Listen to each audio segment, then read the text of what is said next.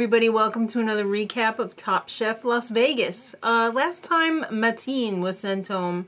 So what do you do when Mateen goes home? Everybody wears red scarves, just like Mateen. That was really sweet of everybody. Where'd they get them all, though? Okay, so it's time for the quickfire. Michelle Bernstein is the guest chef judge. And you have to make a duo that represents your battles as a chef. Really? Angel versus devil, you know. That's it. Alright, so let's just talk about the bottom. Ash, he made a duo of custards, but one custard never made it, and the one that did was really runny. Brian, he made a light and dark dessert. The concept was amazing. The execution, not so much. Laureen had a consomme and a saltimbocca. It was ho-hum. Nothing new there. So the top, Michael, he had a modern versus a traditional salmon. It was awesome. Amazingly awesome. Eli, scallops two ways. I think the brown butter did a little something to Michelle Bernstein on the inside, if you know what I mean. Robin, she had an arugula salad and an apple crisp. I don't know. Would that really be the winner? Because that's what was the winner. She won immunity for that, and I might have to agree with Eli that maybe the cancer story had something to do with it. Just saying. Alright, so it's time for the elimination challenge, and Penn and Teller show up. Thank you very much. They are freaking hilarious. Love their shows. They debunk the shell game. You know, first they start off with the red plastic drinking cups, and then they go to clear, and they're just freaking funny. So the challenge is to deconstruct a classic dish. Woo!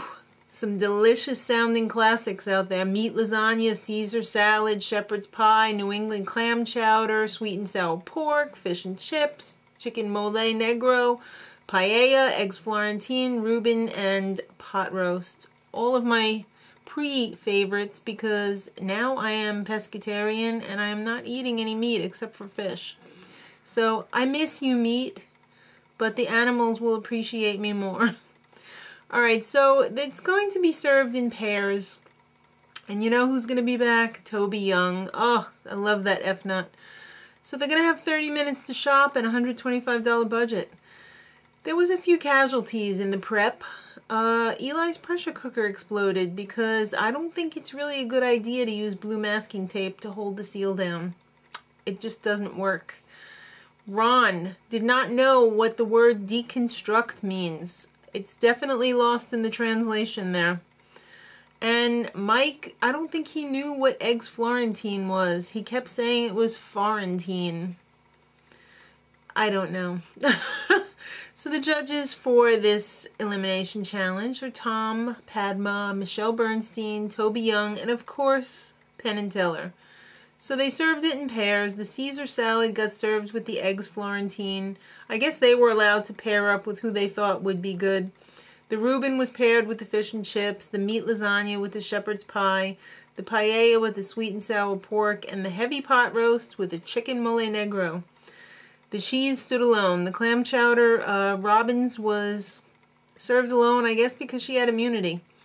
So I was kind of disappointed with the Penn and Teller banter.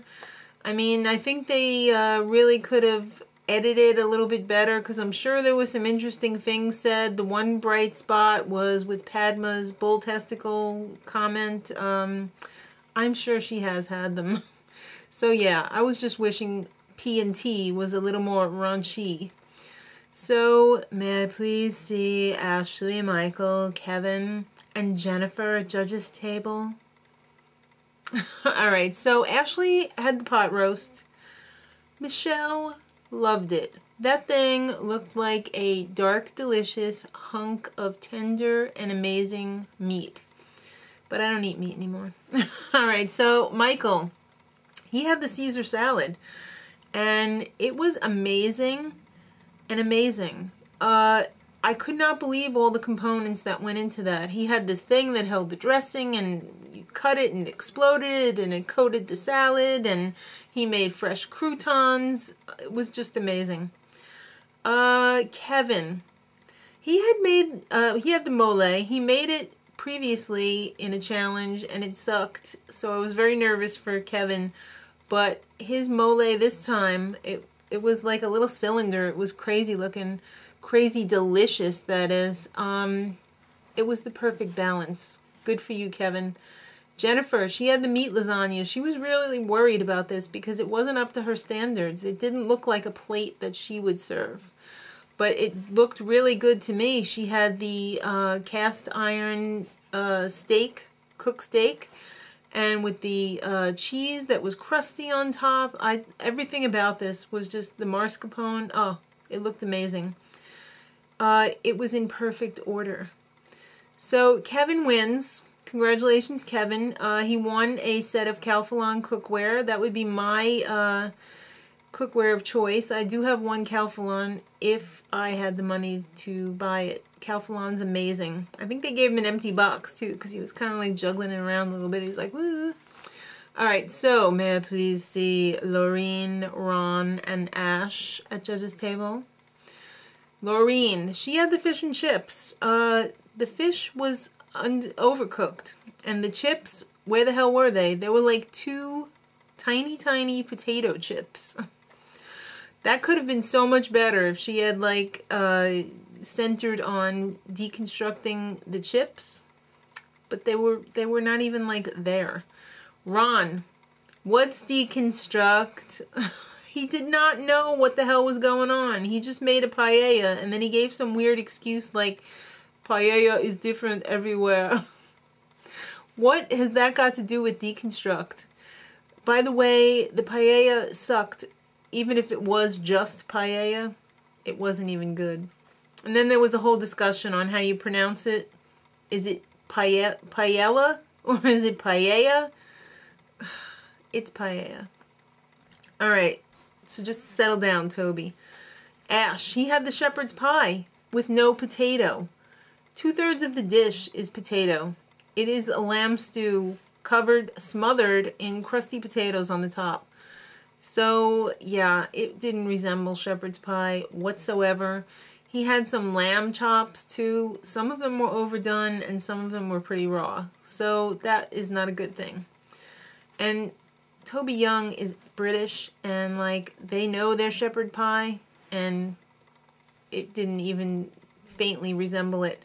So, in the end, Ron had to pack his knives and go. He didn't know what deconstruct was. Maybe they should have given him a dictionary. I don't know. Next time, it's going to be some weird dinner party. And Mike's pretty sure he's going home. Who knows? Till then, much love.